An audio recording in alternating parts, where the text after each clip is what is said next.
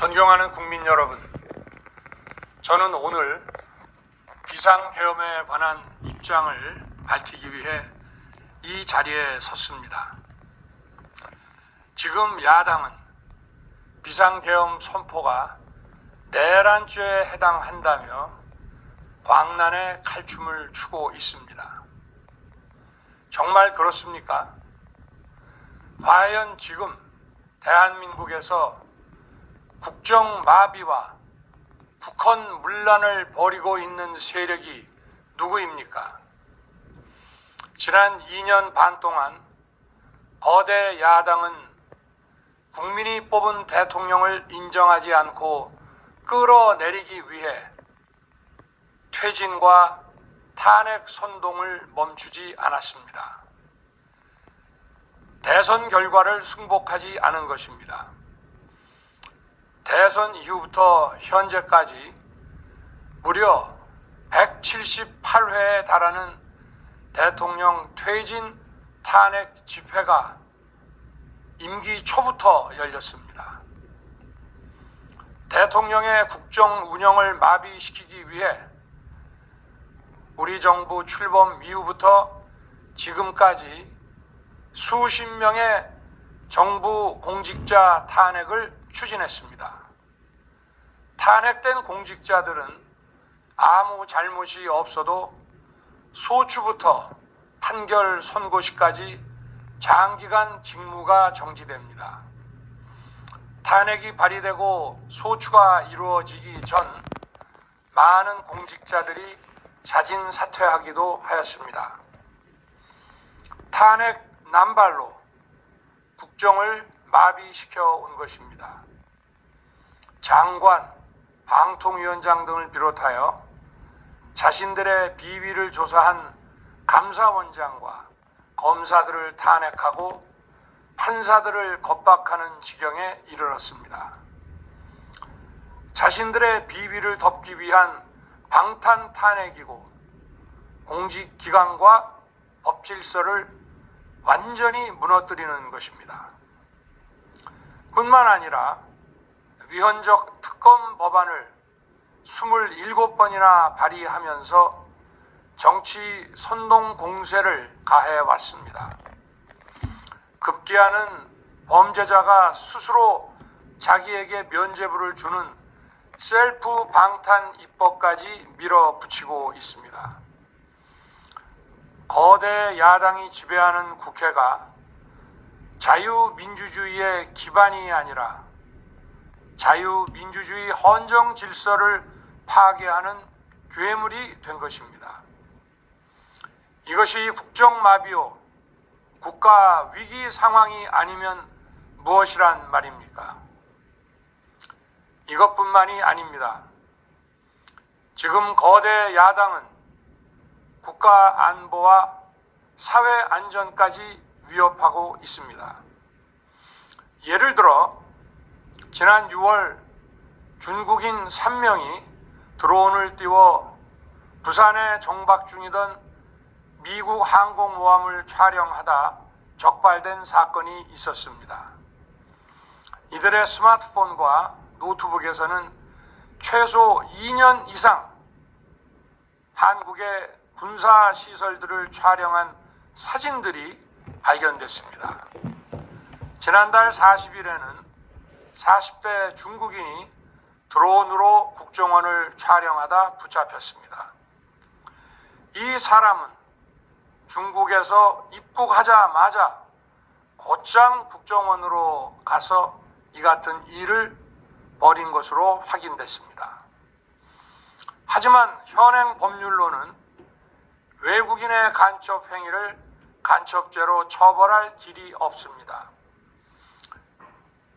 이러한 상황을 막기 위해 형법의 간첩죄 조항을 수정하려 하였지만 거대 야당이 완강히 가로막고 있습니다. 지난 정권 당시 국정원의 대공수사권을 박탈한 것도 모자라서 국가보안법 폐지도 시도하고 있습니다. 국가 안보를 위협하는 간첩을 잡지 말라는 것 아닙니까? 북한의 불법적인 핵무장과 미사일 위협 도발에도, GPS 교란과 오물 풍선에도, 민주노총 간첩 사건에도 거대 야당은 이에 동조할 뿐 아니라 오히려 북한 편을 들면서 이에 대응하기 위해 고군분투하는 정부를 흠집내기만 했습니다. 북한의 불법 핵 개발에 따른 유엔 대북 제재도 먼저 풀어야 한다고 주장합니다. 도대체 어느 나라 정당이고 어느 나라 국회인지 알 수가 없습니다. 검찰과 경찰의 내년도 특경비, 특활비 예산은 아예 0원으로 깎았습니다. 금융 사기 사건, 사회적 약자 대상 범죄, 마약 수사 등 민생 침해 사건 수사, 그리고 대공 수사에 쓰이는 기묘한 예산입니다. 마약, 딥페이크 범죄 대응 예산까지도 대폭 삭감했습니다. 자신들을 향한 수사 방해를 넘어 마약 수사, 조폭 수사와 같은 민생사범 수사까지 가로막는 것입니다. 대한민국을 간첩 천국, 마약 소굴, 조폭 나라로 만들겠다는 것 아닙니까? 이런 사람들이야말로 나라를 망치려는 반국가 세력 아닙니까? 그래놓고 자신들의 특권을 유지하기 위한 국회 예산은 오히려 늘렸습니다. 경제도 위기 비상 상황입니다. 거대 야당은 대한민국의 성장 동력까지 꺼뜨리려고 하고 있습니다. 민주당이 삭감한 내년 예산 내역을 보면 잘 알 수 있습니다. 원전 생태계 지원 예산을 삭감하고 체코 원전 수출 지원 예산은 무려 90%를 깎아버렸습니다. 차세대 원전 개발 관련 예산은 거의 전액을 삭감했습니다. 기초과학연구, 양자, 반도체, 바이오 등 미래 성장 동력 예산도 대폭 삭감했습니다. 동해가스전 시추 예산, 이른바 대왕고래 사업 예산도 사실상 전액 삭감했습니다. 청년 일자리 지원 사업, 취약계층 아동 자산 형성 지원 사업, 아이들 돌봄 수당까지 손을 댔습니다. 산업 생태계 조성을 위한 혁신 성장 펀드, 강소기업 육성 예산도 삭감했습니다. 재해 대책 예비비는 무려 1조 원을 삭감하고 팬데믹 대비를 위한 백신 개발과 관련 R&D 예산도 깎았습니다. 이처럼 지금 대한민국은 거대 야당의 의회 독재와 폭거로 국정이 마비되고 사회 질서가 교란되어 행정과 사법의 정상적인 수행이 불가능한 상황입니다. 국민 여러분, 여기까지는 국민 여러분께서도 많이 아시고 계실 것입니다. 하지만 제가 비상계엄이라는 엄중한 결단을 내리기까지 그동안 직접 차마 밝히지 못했던 더 심각한 일들이 많이 있습니다. 작년 하반기 선거관리위원회를 비롯한 헌법기관들과 정부기관에 대해 북한의 해킹 공격이 있었습니다. 국가정보원이 이를 발견하고 정보 유출과 전산 시스템 안전성을 점검하고자 했습니다. 다른 모든 기관들은 자신들의 참관하에 국정원이 점검하는 것에 동의하여 시스템 점검이 진행되었습니다. 그러나 선거관리위원회는 헌법기관임을 내세우며 완강히 거부하였습니다. 그러다가 선관위의 대규모 채용 부정 사건이 터져 감사와 수사를 받게 되자 국정원의 점검을 받겠다고 한 발 물러섰습니다. 그렇지만 전체 시스템 장비의 아주 일부분만 점검에 응하였고 나머지는 불응했습니다. 시스템 장비 일부분만 점검했지만 상황은 심각했습니다. 국정원 직원이 해커로서 해킹을 시도하자 얼마든지 데이터 조작이 가능하였고 방화벽도 사실상 없는 것이나 마찬가지였습니다. 비밀번호도 아주 단순하여 1, 2, 3, 4, 5 같은 식이었습니다. 시스템 보안관리 회사도 아주 작은 규모의 전문성이 매우 부족한 회사였습니다. 저는 당시 대통령으로서 국정원의 보고를 받고 충격에 빠졌습니다. 민주주의 핵심인 선거를 관리하는 전산 시스템이 이렇게 엉터리인데 어떻게 국민들이 선거 결과를 신뢰할 수 있겠습니까? 선관위도 국정원의 보안 점검 과정에 입회하여 지켜보았지만 자신들이 직접 데이터를 조작한 일이 없다는 변명만 되풀이할 뿐이었습니다. 선관위는 헌법기관이고 사법부 관계자들이 위원으로 있어 영장에 의한 압수수색이나 강제 수사가 사실상 불가능합니다. 스스로 협조하지 않으면 진상규명이 불가능합니다. 지난 24년 4월 총선을 앞두고도 문제 있는 부분에 대한 개선을 요구했지만 제대로 개선되었는지는 알 수 없습니다. 그래서 저는 이번에 국방장관에게 선관위 전산 시스템을 점검하도록 지시한 것입니다. 최근 거대 야당 민주당이 자신들의 비리를 수사하고 감사하는 서울중앙지검장과 검사들, 헌법기관인 감사원장을 탄핵하겠다고 하였을 때 저는 이제 더 이상은 그냥 지켜볼 수만 없다고 판단했습니다. 뭐라도 해야 되겠다고 생각했습니다. 이들은 이제 곧 사법부에도 탄핵의 칼을 들이댈 것이 분명했습니다. 저는 비상계엄령 발동을 생각하게 되었습니다. 거대 야당이 헌법상 권한을 남용하여 위헌적 조치들을 계속 반복했지만 저는 헌법의 틀 내에서 대통령의 권한을 행사하기로 했습니다.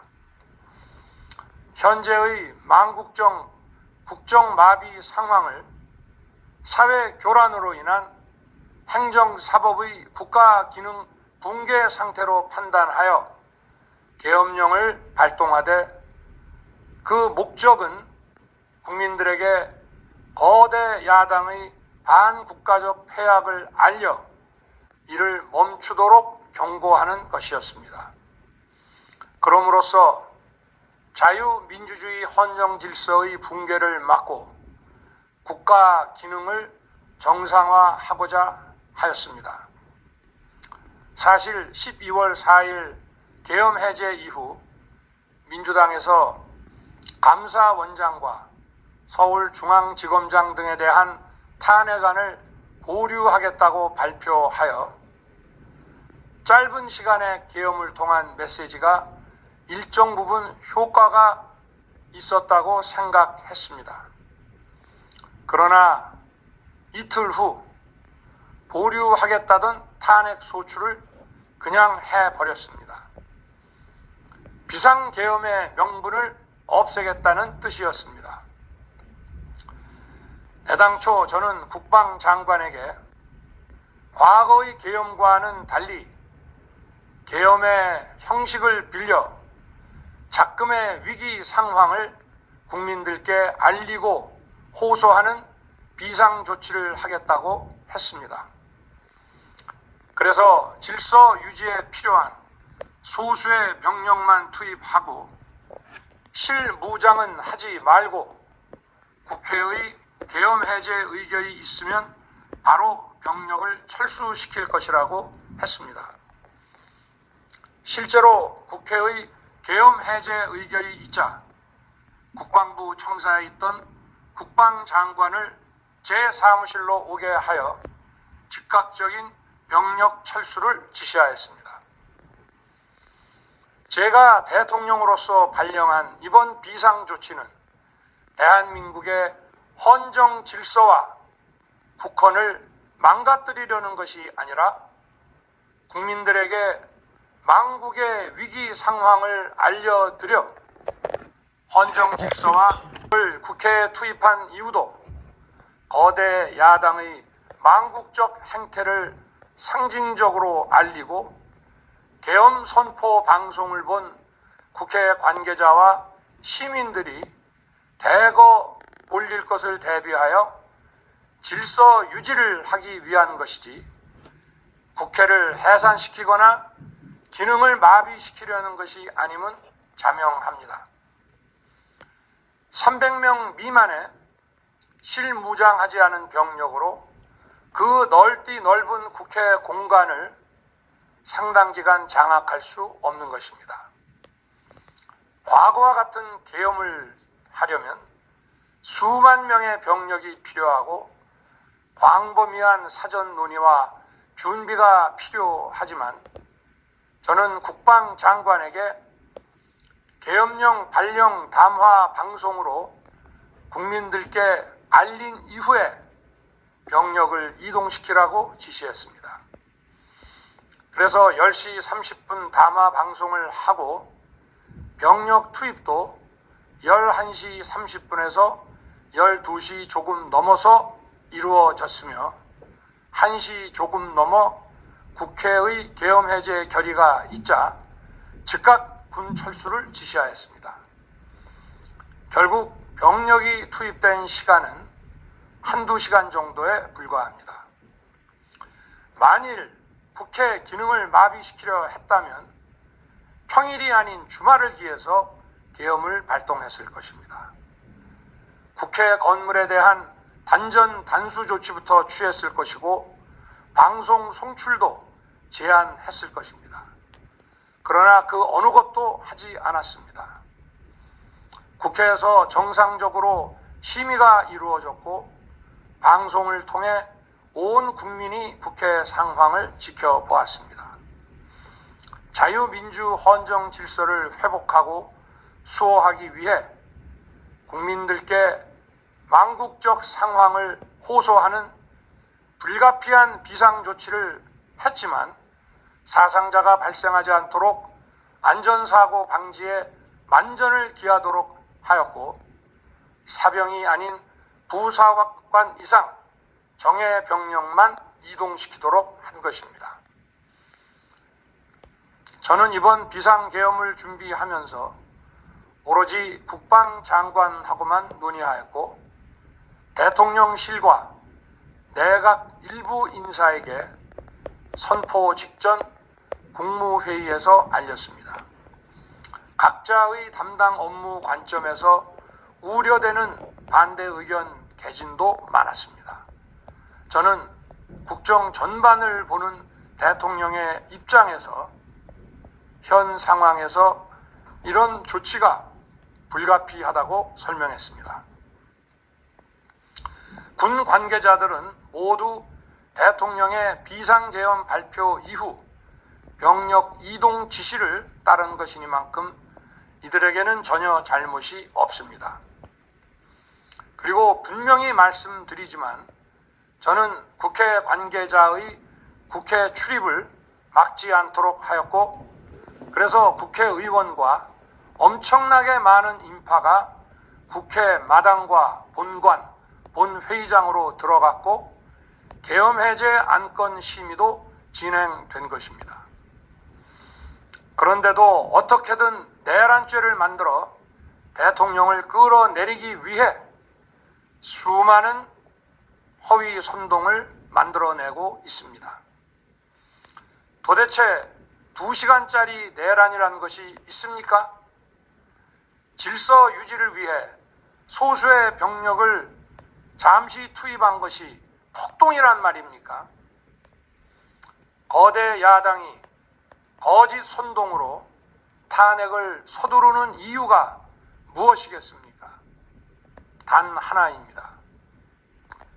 거대 야당 대표의 유죄 선고가 임박하자 대통령의 탄핵을 통해 이를 회피하고 조기 대선을 치르려는 것입니다. 국가 시스템을 무너뜨려서라도 자신의 범죄를 덮고 국정을 장악하려는 것입니다. 이야말로 국헌문란 행위 아닙니까? 저를 탄핵하든 수사하든 저는 이에 당당히 맞설 것입니다. 저는 이번 계엄 선포와 관련해서 법적, 정치적 책임 문제를 회피하지 않겠다고 이미 말씀드린 바 있습니다. 저는 대통령 취임 이후 지금까지 단 한순간도 개인적인 인기나 대통령 임기 자리 보존에 연연해 온 적이 없습니다.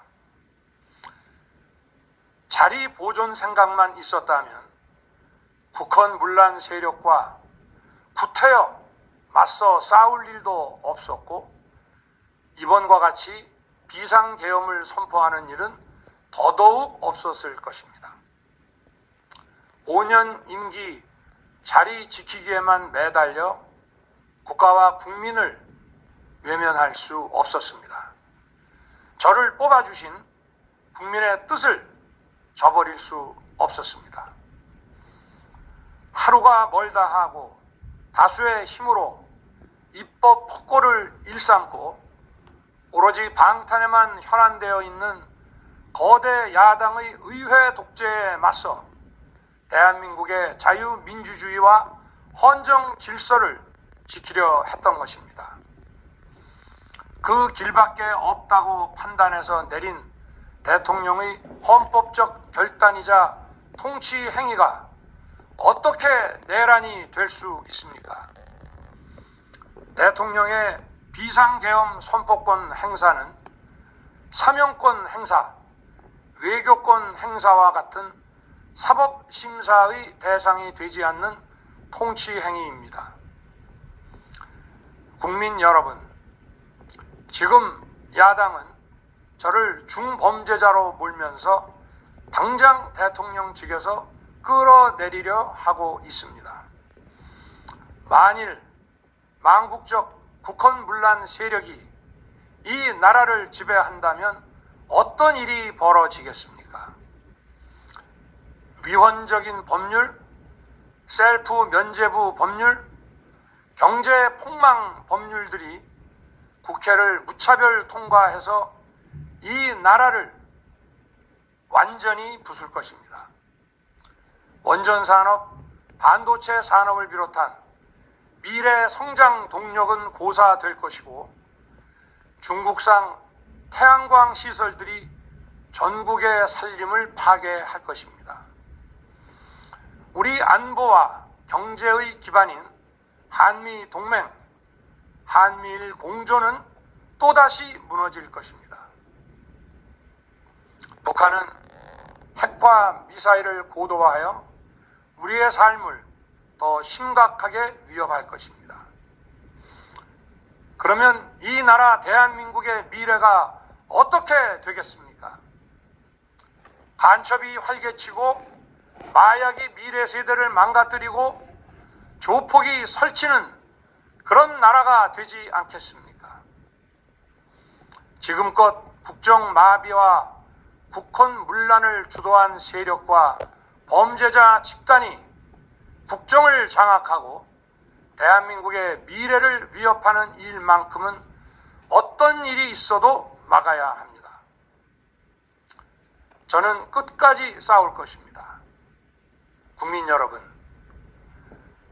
국정마비의 망국적 비상 상황에서 나라를 지키기 위해 국정을 정상화하기 위해 대통령의 법적 권한으로 행사한 비상계엄 조치는 대통령의 고도의 정치적 판단이고 오로지 국회의 해제 요구만으로 통제할 수 있는 것입니다. 이것이 사법부의 판례와 헌법학계의 다수 의견임을 많은 분들이 알고 있습니다. 저는 국회 해제 요구를 즉각 수용했습니다. 계엄 발령 요건에 관해 다른 생각을 가지고 계신 분들도 있습니다만 나라를 살리려는 비상 조치를 나라를 망치려는 내란 행위로 보는 것은 여러 헌법학자와 법률가들이 지적하는 바와 같이 우리 헌법과 법 체계를 심각한 위험에 빠뜨리는 것입니다. 저는 묻고 싶습니다. 지금 여기저기서 광란에 칼춤을 추는 사람들은 나라가 이 상태에 오기까지 어디서 도대체 무엇을 했습니까? 대한민국의 상황이 위태롭고 위기에 놓여 있다는 생각도 전혀 하지 않았다는 말입니까? 공직자들에게 당부합니다. 엄중한 안보 상황과 글로벌 경제 위기에서 국민의 안전과 민생을 지키는 일에 흔들림 없이 매진해 주시기 바랍니다. 국민 여러분, 지난 2년 반 저는 오로지 국민만 바라보며 자유민주주의를 지키고 재건하기 위해 불의와 부정, 민주주의를 가장한 폭거에 맞서 싸웠습니다. 피와 땀으로 지켜온 대한민국, 우리의 자유민주주의를 지키는 길에 모두 하나가 되어 주시길 간곡한 마음으로 호소드립니다. 저는 마지막 순간까지 국민 여러분과 함께 싸우겠습니다. 짧은 시간이지만 이번 계엄으로 놀라고 불안하셨을 국민 여러분께 다시 한번 사과드립니다. 국민 여러분에 대한 저의 뜨거운 충정만큼은 믿어주십시오. 감사합니다.